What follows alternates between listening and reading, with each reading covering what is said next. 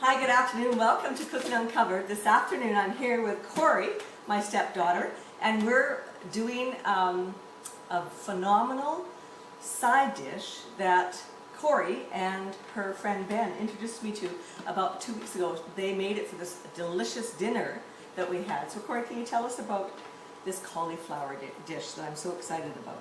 Okay, well, I eat a paleo diet, which is a gluten-free diet, and what we needed is a recipe that would substitute rice and pasta and that sort of thing. So one of the basic recipes you see out in the internet is paleo rice. There's many different variations of the recipe, but this is sort of the way I make it. And you can also use it to make fried rice and that sort of thing, but using cauliflower instead of grains. So can you believe that? So here we have half a head of cauliflower, and Cori's going to clean that up, and we're actually going to grind the cauliflower up in the processor. And that's probably the quickest way to not grind it up. It's we're shredding it. We're shredding it. So if you don't have a processor, you can use a hand grater, which we'll show you in a second.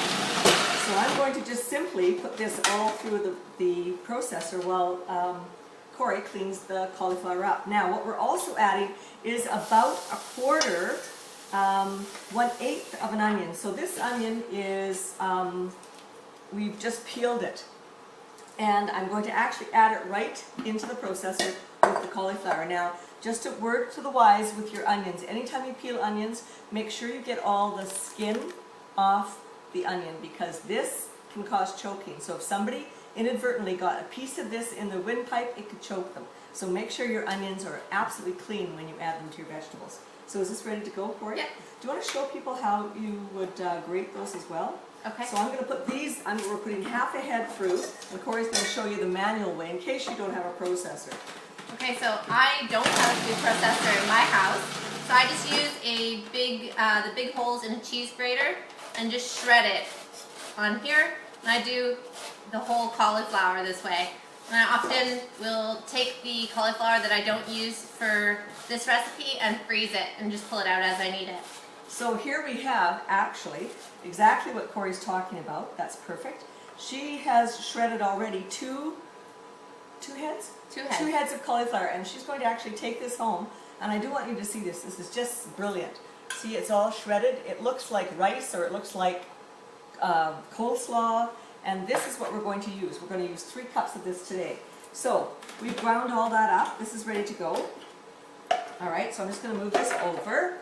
So to this, Cori's going to add how many cloves of garlic? 2 cloves of garlic. 2 cloves of garlic. Do we need to put our oil in yet? You think we should? Yeah, probably not. Okay, so why don't you get your oil on, and I'll chop the cloves of garlic. So we've got our 2 cloves of garlic, and I start with 1 tablespoon of olive oil, or sorry, I usually use coconut oil, but today we're using olive oil. So you can use either. I use coconut oil because it's good at high heats. But this works just as well. Is that getting hotter? So we can just up that a bit. Yeah, just getting a little bit hotter. Yeah, that's great. That's perfect. Okay, so the first thing we add is this, the grated onion and garlic. Okay, is that too hot? Yeah, I think so. Yeah, that's okay. Go ahead and I'll get you a spoon. Here's a high heat spoon for you. Thank you. Yeah. So for a portion of for two people, we're going to use about 3 cups of the grated cauliflower and the onion. So it's about 1/8 of a cup of onion, which is absolutely perfect. So that is 1 cup. There you go. So this is about. So that's about 1.5 cups. 1 cup, yeah. 2 cups. And that's our 3rd cup of the cauliflower. Now that's sizzling away, and that's exactly what you want. You want a medium to high heat. Is that right? Yeah? Yeah. Medium to high heat. And all you do is keep stirring it around. Now, because we're using at the very end soy sauce, we are not going to actually add salt in. I'm just going to move you over a bit. Sure. We're not going to actually add salt in here, but we will add a little bit of cracked pepper. But today we're using, what is this called? Today we're using tamari. Tamari. It is a wheat-free soy sauce. It's made made from fermented soy, and I don't usually eat soy either, but I use a product called Coconut Aminos, which you can get on Amazon.com, or in some health food stores. Whole Foods in Vancouver doesn't yet have it, but they do have it in the US. And so, but Coconut Aminos, also I think tropicaltraditions.com might have it, and it's a good replacement.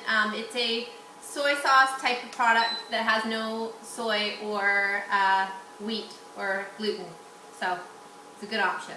And this is such a delicious alternative, as Cori said earlier, to rice, to pasta, to breads. And if you're not going to eat gluten, if you're trying to be gluten-free, this is such a delicious alternative. I'm totally stoked by this recipe, so I've cajoled Cori into doing this video with me because it's such a great recipe. So we're just sauteing away. So we've got 2 heads of garlic. We have 3 cups of the grated cauliflower. And we have, did you just put 1 tablespoon of olive oil? 1 tablespoon of olive oil for now. Do you think you're going to add more? I may add another half a teaspoon, but right now it seems to be doing okay. Okay. That's good. I'm just going to turn it up a bit. Yeah. Yeah. That's good. So it's sauteing away. Another great thing about this recipe is if you're watching your calories. I'm not big on counting calories, but if you are somebody who wants to count calories, this is a very low-cal option to rice as well.